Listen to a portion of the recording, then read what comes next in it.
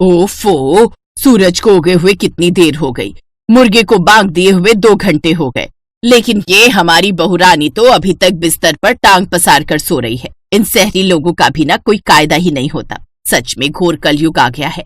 एक हमारा जमाना था, रात को सबसे आखिर में सोते थे और सुबह सबके उठने से पहले जाग जाते थे। हमारी सास ने तो कभी हमें सोते हुए भी नहीं देखा, और एक आजकल की बहुएं हैं, जब तक सास दरवाजा न पीटे इनकी नींद ही नहीं खुलती। बहू, ओ बहू। तभी गायत्री की आवाज सुनकर उसका बेटा राजवीर दरवाजा खोलता है। ओफो माँ, क्या हो गया? क्यों सुबह सुबह कुड़कुड़ कर रही हो? ना दिन देखती हो ना रात, जब देखो बड़बड़ बड़बड़ शुरू कर देती है। अब बोलोगे भी कि ऐसा क्या हो गया जो सुबह 5 बजे आपका भाषण शुरू हो गया? ओहो, देखो तो इस शहरी चूजे को कैसे अपनी पत्नी की तरफदारी कर रहा है। एक श्रवण कुमार था, वाह वाह वाह वाह, और एक ये है बीवी का चमचा, और एक इसकी बीवी है जिससे अभी तक बिस्तर छोड़ा नहीं गया। आपका हुक्म हो जनाब, तो क्या हम अपने साथ साथ आपकी पत्नी के लिए भी चाय बना कर ले आए? क्योंकि वो महारानी तो थक गई होगी, उसकी अभी आंख नहीं खुली ना। क्या माँ, सुबह के 5 बज रहे हैं, आखिर इतनी जल्दी उठने की जरूरत क्या है? कौन सी ट्रेन छूट रही है आपकी? आप भी सो जाओ और औरों को भी सोने दो। और आप जानती है ना, नौकरी वाली बहू है आपकी, एक बार उठ गई तो सारा दिन उसे कमर सीधी करने को नहीं मिलेगी। बस इसीलिए मैं तुम्हारे बाबूजी से कहती थी कि गांव की लड़की लानी है अपने बेटे के लिए। अब शहरी लड़की ने बांध दिया ना अपने पल्लू से तुझे। अरे उस महारानी को जाकर बोल हमारे लिए चाय बना कर ले आ। ये कहकर गायत्री वहां से चली जाती है। अंदर प्रियंका ये सब बातें सुन लेती है।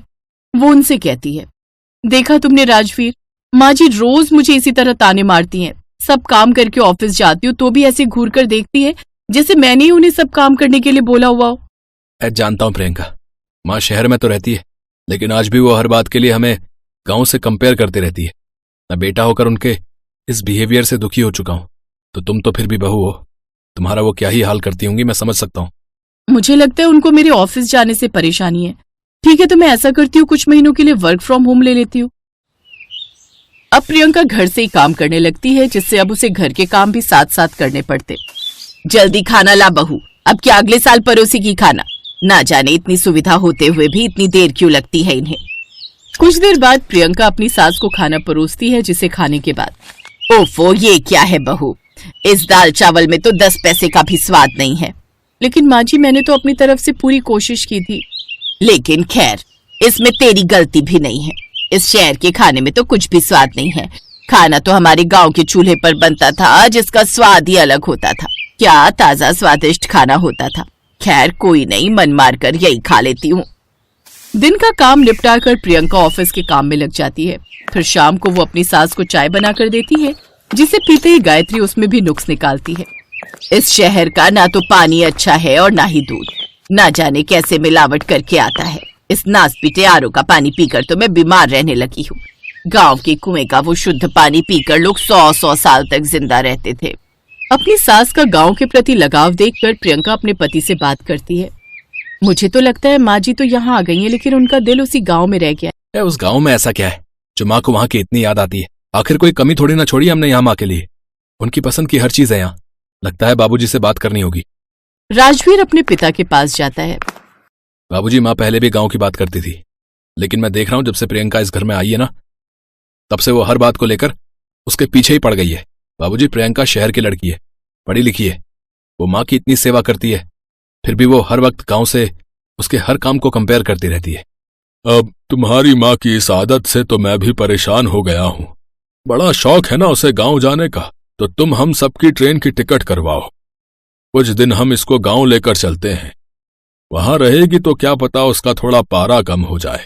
अब वो दोनों अपने ऑफिस से छुट्टी लेकर कुछ दिन उनके साथ गांव चले जाते हैं, जहां उनका पुराना झोपड़ी वाला ससुराल होता है। अपने उस झोपड़ी वाले ससुराल को देखकर प्रियंका कहती है, झोपड़ी में ससुराल? राजवीर, क्या माँ जी इसी झोपड़ी के लिए हर वक्त गांव-गांव की रट लगाए रहती थी?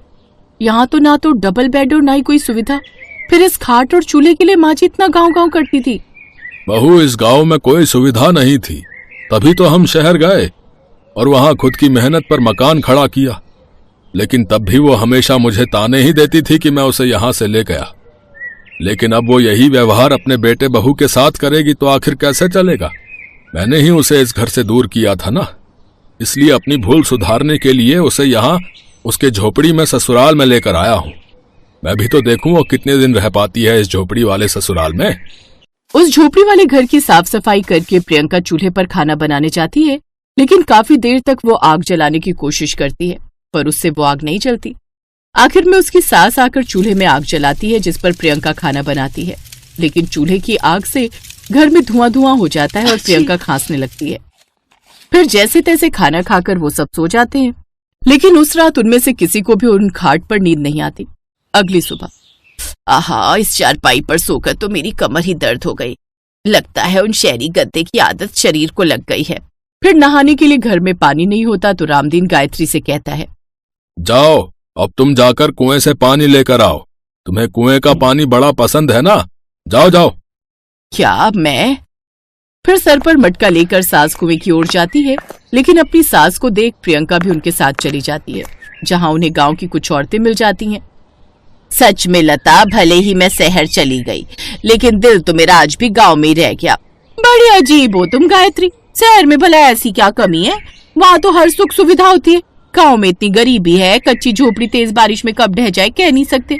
4-4 दिन तक बिजली नहीं रहती, गर्मी में सड़ते रहो, और पानी भी पीना हो तो कुएं से पानी खींचो, तब जाकर उसमें से पानी लो। बच्चों के लिए ना तो ढंग का स्कूल है, ना कॉलेज, ना अस्पताल, ना तो कोई सुविधा ही नहीं। लता बिल्कुल ठीक कह रही है गायत्री, रामदीन भाई साहब ने तुम्हारे लिए कितना कुछ किया। शहर में इतनी सुख सुविधा दी, और एक तुम हो जो अभी भी इस गांव के लिए रो रही हो। प्रणाम काकी, यही तो हम भी कब से माँ जी को समझाना चाहते हैं कि शहर में उन्हें किसी चीज की कमी नहीं है। बुढ़ापे का शरीर है, आधी रात को तबीयत खराब हो जाए तो आसपास बड़े अस्पताल तो है ले जाने के लिए, लेकिन यहाँ तो कोई कमी नहीं है। अब गायत्री को अपनी गलती का एहसास होता है और वो 2 दिन बाद ही अपने परिवार वालों के साथ शहर लौट आती है और मुलायम गद्दे पर आराम से एसी चलाकर सोती है। अब वो कभी गांव को शहर से कंपेयर नहीं करती और ना ही अपनी बहू पर कभी भी इस बात का गुस्सा निकालती। ज्योति अपने माँ पापा के आने का इंतजार कर रही थी। बार बार वो चौखट पर जाती और देखती, तभी उसके माता पिता आ गए। माँ, क्या हुआ? कुछ बात हुई रवि के माता पिता से? सारी बात हो गई है, हमने सब कुछ देखा है, पर मैं और तेरे पापा बहुत चिंता में हैं। ज्योति, तू इतने बड़े परिवार में कैसे रहेगी? तेरे लिए वहां रहना बहुत मुश्किल हो जाएगा। अरे इतना बड़ा परिवार है, तुझे मिलाकर 10 बहुएं बनेंगी। 10 बहुओं का परिवार है, तू 10 बहुओं वाली ससुराल में परेशान हो जाएगी। मुझे नहीं लगता कि तुझे इतने बड़े परिवार में शादी करके जाना चाहिए। नहीं माँ, ऐसा मत कहो, मैं रवि से बहुत प्यार करती हूँ। मैंने और रवि ने एक दूसरे से वादा किया था कि चाहे कुछ भी हो जाए, हम एक दूसरे का साथ नहीं छोड़ेंगे। माँ, मुझे कोई परेशानी नहीं होगी, मैं रह लूंगी। मैं रवि के साथ ही शादी करूंगी। माँ पापा प्लीज, मैं कहीं और शादी नहीं करूंगी, आप रिश्ते के लिए हाँ कह दो। ज्योति की आंखों में आंसू आ जाते हैं। अपनी बेटी को कोई भी माता पिता रोता हुआ नहीं देख सकते, इसलिए अपनी बेटी ज्योति की खुशी की खातिर उसके माता पिता उसकी शादी के लिए तैयार हो जाते हैं और फिर एक शुभ मुहूर्त में ज्योति की शादी रवि के साथ हो जाती है। शादी के बाद ज्योति 10 बहुओं वाले ससुराल में पहुंचती है। ज्योति बहुत खुश थी क्योंकि उसे अपना प्यार मिल गया। अगली सुबह जब ज्योति अभी कच्ची नींद में ही थी कि तभी उसकी जेठानी रेखा ने उसे जगा दिया। ज्योति, सुबह के 4 बजे हैं, आरती का समय हो रहा है, जल्दी से तैयार होकर नीचे आ जाओ। अभी तो सुबह के 4 ही बजे हैं, इतनी जल्दी सोकर उठना पड़ेगा? मेरी सभी भाभियां भी सुबह 4 बजे ही सोकर उठती हैं। एक काम करता हूँ, तुम तैयार होकर नीचे जाओ, मैं भी नहा धोकर नीचे आ जाऊंगा। ठीक है, आप जाओ, मुझे तो बहुत घबराहट हो रही है। ज्योति नहा धोकर तैयार होकर जब नीचे आंगन में पहुंचती है तो वो हैरान रह जाती है। उसकी सारी जेठानियां कोई ना कोई काम कर रही हैं। सुबह के 4:30 बज रहे थे, पर ज्योति के ससुराल के वातावरण को देखकर ऐसा लग रहा था जैसे दोपहर के 12 बज रहे हो।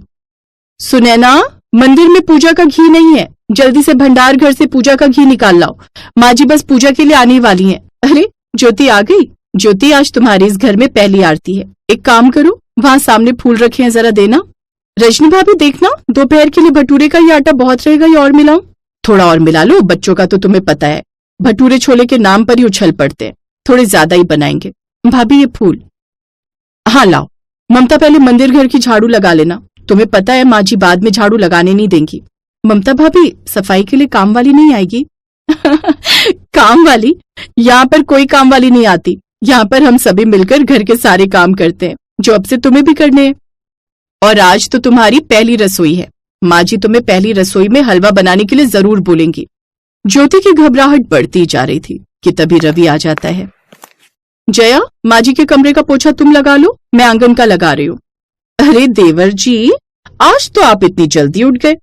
अरे पूनम, कैसी बातें कर रही हो? देवर जी अब जल्दी ही उठा करेंगे। नई नई शादी हुई है तो ज्योति को अकेले कैसे उठने देंगे? हाँ। ऐसी कोई बात नहीं भाभी, वो मुझे नींद नहीं आ रही थी तो मैंने सोचा सुबह सुबह थोड़ा टहल कर आता हूँ। तभी ज्योति की सास शांति की कर्कश आवाज सबको शांत कर देती है। तुम सबको पता है सुबह सुबह कितने काम होते हैं, ये आपस में गप्पे क्यों मार रही हो? क्या आज तुम सबके पास कोई काम नहीं है? पूजा की तैयारी हो गई? जी माँ जी, सब तैयारी हो गई। ज्योति बहू, आज तुम्हारी पहली रसोई है। यहाँ पूजा आरती के बाद रसोई में तुम्हें हलवा बनाना है। उसके बाद रजनी तुम्हें घर के काम बता देगी। अगले कुछ दिनों बाद तुम्हें भी घर के कामों में हाथ बटाना है। तुम सब ज्योति को रसोई में हलवा बनाने की सामग्री दे दो और बता दो ज्योति को कि हमारे यहाँ किस तरह का हलवा खाया जाता है। और रवि, तुम भी अब उठ गए हो, साथ में पूजा करेंगे। ज्योति हामी में सिर हिला देती है। सभी बहुएं ज्योति को रसोई में हलवा बनाने की सामग्री देकर सब कुछ समझा देती हैं। ये सामग्री तो बहुत ज्यादा है, मुझे कितना हलवा बनाना है? तुम्हें कम से कम घर में सबको मिलाकर 40 लोगों के लिए हलवा बनाना है। रसोई की दूसरी तरफ बने आंगन में तुम्हें हलवा बनाना है। हम ज्यादा चीजों के लिए उसी आंगन का इस्तेमाल करते हैं। वहां पर बड़ी भट्टी लगाकर हम खाना बनाते हैं, इसलिए अब तुम्हें भी हलवा वहीं बनाना है। हम लोग तुम्हें सामग्री देकर जा रहे हैं। माँ जी पूजा के लिए बुला रही हैं, तुम प्रसाद का हलवा बनाना शुरू कर दो।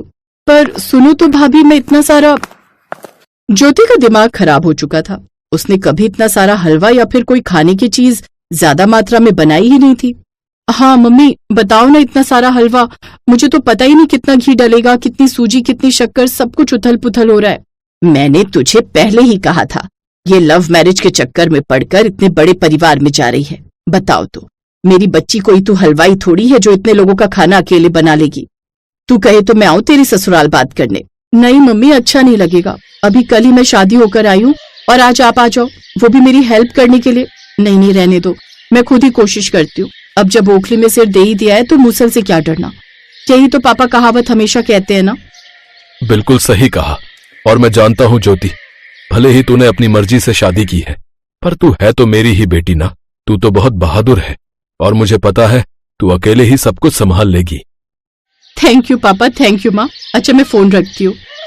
ज्योति के मम्मी पापा उसे हिम्मत देते हैं और उस दिन वो सचमुच बहुत अच्छा हलवा तैयार करती है। धीरे धीरे ज्योति अपनी ससुराल में घुलने मिलने की कोशिश करती है।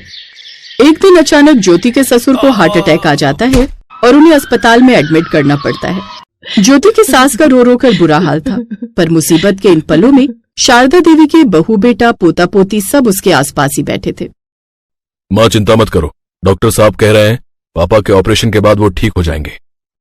माँ जी, थोड़ा कुछ खा लो, आपने सुबह से कुछ नहीं खाया। जब तक तुम्हारे पापा को होश नहीं आ जाता तब तक मैं कुछ नहीं खाऊंगी बहू। जब शारदा देवी ने कुछ नहीं खाया तो घर में भी किसी ने कुछ नहीं खाया। शाम को जब ज्योति के ससुर को होश आया तब उनकी तबीयत को देखते हुए डॉक्टर ने आराम की सलाह दी। उसके बाद ही सबने एक साथ मिलकर कुछ खाया।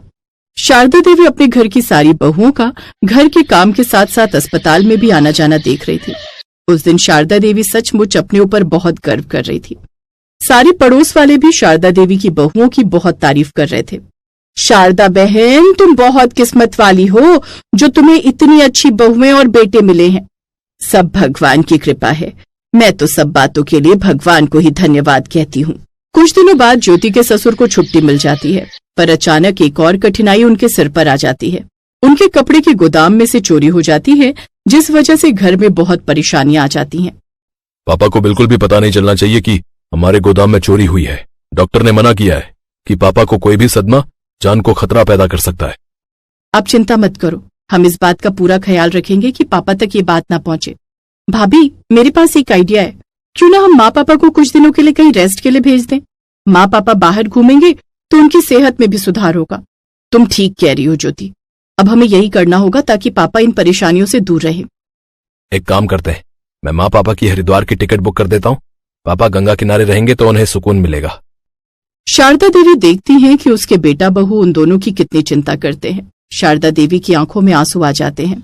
तुम सबके कहने पर मैं हरिद्वार तुम्हारे पापा को लेकर जरूर जाऊंगी, पर अकेले नहीं, क्योंकि तुम्हारे पापा को सब सच पता चल गया है और वो जानते हैं कि उनके बेटे बहुत होनहार हैं। वो फिर से अपने घाटे को भी पूरा कर लेंगे और उनका काम भी अच्छा हो जाएगा। कहते हैं मुश्किलें कितनी भी आए, पर जब परिवार में एकता होती है तो हर मुश्किल से लड़ना आसान हो जाता है। परिवार को चलाने के लिए आपसी एकता और सूझबूझ की बहुत जरूरत होती है। यही सूझबूझ और आपसी एकता शारदा देवी की बहुओं के बीच थी।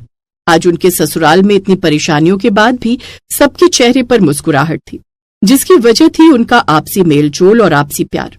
शारदा देवी ने भी अपने व्यवहार में थोड़ा बदलाव किया।